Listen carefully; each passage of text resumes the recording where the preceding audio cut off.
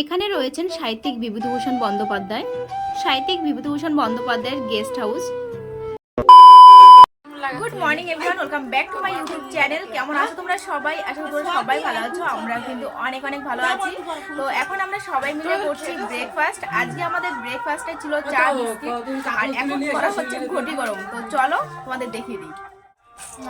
APL কি কি দিয়েছিস ঘটি গরমে? পেঁয়াজ, ধনেপাতা, বাদাম, লেবু, লবণ আর হচ্ছে কি বলে লঙ্কা। এই দেখো ঘটি গরম। ওয়াও, কি সুন্দর লাগছে দেখ। আরে ফোকাস হলো, দিকে ফোকাস পেয়েছে না। হ্যাঁ, কি করেছিস তুই বল? কি করেছিস বল? কি বল, কি করেছিস তুই বলো আমার কাছে। হ্যাঁ, সেগুলো রাখলে তাহলে ছিঁড়ে খাবো। তো গাইস, বাড়িতে বানানো আইসক্রিম দেখি, দেখা। হ্যাপি হ্যাপি বিস্কুট দিয়ে, আর এর মধ্যে আছে দুধ, চিনি। আর কি করে খাচ্ছিস ও? এখন কোন ধরতে খাই বললাম। পিয়ালে কিন্তু একটা কাজ করেছে, ঠিক আছে বলবো না। বলবো?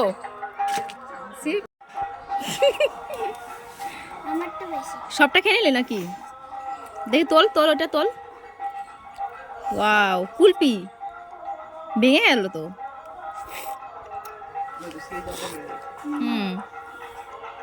ভালো।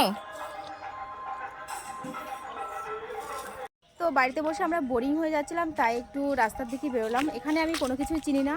আমার দিদির বিয়ে হয়েছে কিন্তু অনেক আগে, আর আমি অনেক আগে থেকে যাওয়া আসা করি, কিন্তু আমি কোথাও চিনি না। এখন আমরা যাচ্ছি একটা পুকুরের পাড়ে। নতুন পুকুর কেটেছে, জলও দেয়নি। পিয়ালি বললো চলো ঘুরে আসি। আমি বলছি চল তাহলে। আয়, কি করবি এখানে? আয় আয়, বৃষ্টি হয়েছে, সেই জলটা বেঁধেছে। দিদিদের বাড়ির পাশেই হচ্ছে অনুষ্ঠান, কীর্তন হচ্ছে, তো গান চলছে সকাল থেকে, যার কারণে ভিডিও ঠিকঠাকভাবে করা যাচ্ছে না। এগুলো তরমুজ গাছ? আমি প্রথমবার দেখলাম, আগে কখনো দেখিনি তরমুজ গাছ। ধরিস না, ধরিস না ফুল না। বাড়িতে আসার পরে আমরা তিনজনে মিলে মাংস পরিষ্কার করছি, কারণ অনেকটাই মাংস আমার দিদি বাড়িতে নেই। তো ভাবলাম আমরা ধুয়ে নিই, ধুয়ে চান করে রেডি হয়ে আমরা যাব সবাই মিলে বিভূতিভূষণ পার্কে। পিয়ালে চালা।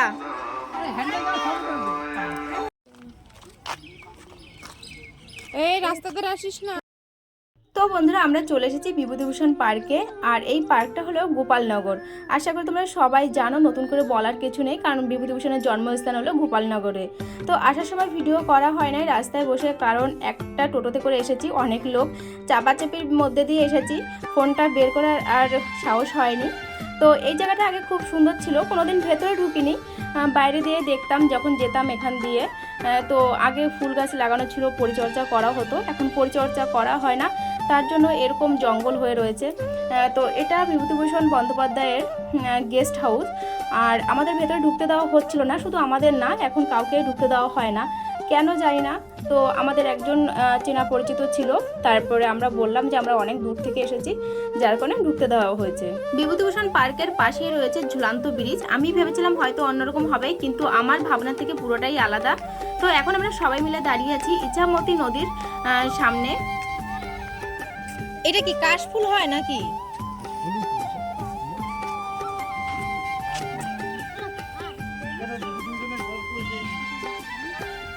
হ্যাঁ, এটা ওই তো অন্য কিছু।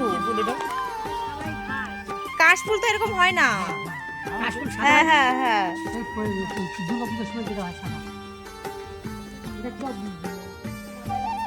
ঝুলন্ত ব্রিজে যাবে নাকি? চলো।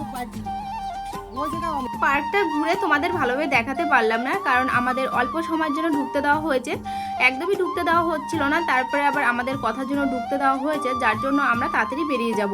আর ওই লোকটা ঘুমোচ্ছিল, আমরা ডাকলাম, ডাকার পরে উঠতে গিয়ে লোকটা পড়ে গেছিলো, খুব খারাপ লাগছিল লোকটার জন্য, আসলে ঘুমের ঘরে উঠেছে তো। তো প্রচণ্ড রোদ্দুর দেখতে পাচ্ছ। আর আজকে আমরা অনেকে মিলে এসেছি, আমার বড় বৌদি এসেছে, দাদার দুই ছেলে এসেছে, জায়ম্বু, আমার দিদির ছেলে মেয়ে, আর পূজা পিয়ালি আর মাম্মা।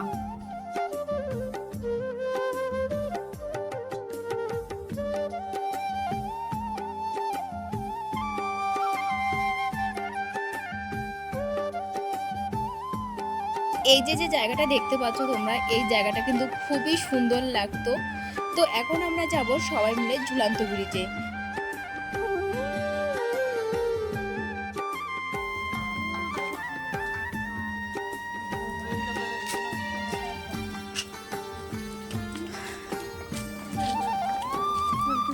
বাঁশ বাগান সব।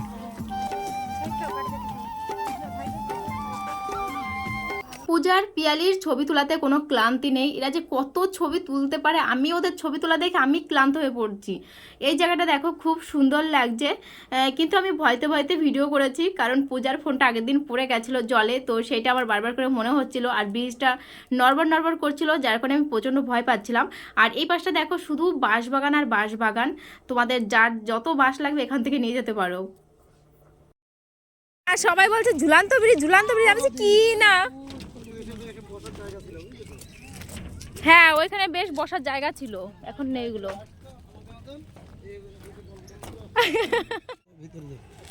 যাবি? চলো ওইদিকে বসে তোমার একটা তুলে দিবেন। চল। ওই ছাতার তলায় একবার দশটা জন্য না আছে গরুটা তুলে নিস। এদের জ্বালায় শান্তি নাই, যে জায়গায় যাবো ছবি ছবি ছবি। গরুতে এক গুঁতা মারলে তো ছবি তোলা বেরোয় যাবে।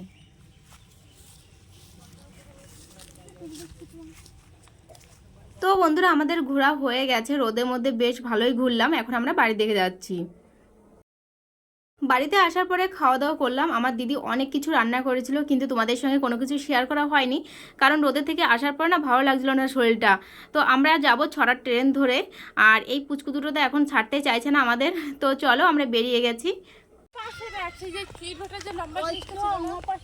তো গাইজ, আমাদের বেড়ানো হয়ে গেছে, এখন আমরা যাচ্ছি বাড়ির দিকে। তুই তো ভয় পাচ্ছিলি। হ্যাঁ, তোমার দিদি অনেক টাকা খরচা দেবে, তোমার দিদি কি ভাববে, তোমার দিদি রাগ করে নাকি, তা বল কেমন লাগলো আমার দিদি বাড়ি? হ্যাঁ, খুব ভালো। খাইয়ে খাইয়ে মোটা করে দিয়েছে একদিনে। বুড়ি হয়ে গেছে, মুখ কামাই নাই। মুখ কামাই নাই। এই আমি আমার বলছে অসভ্য।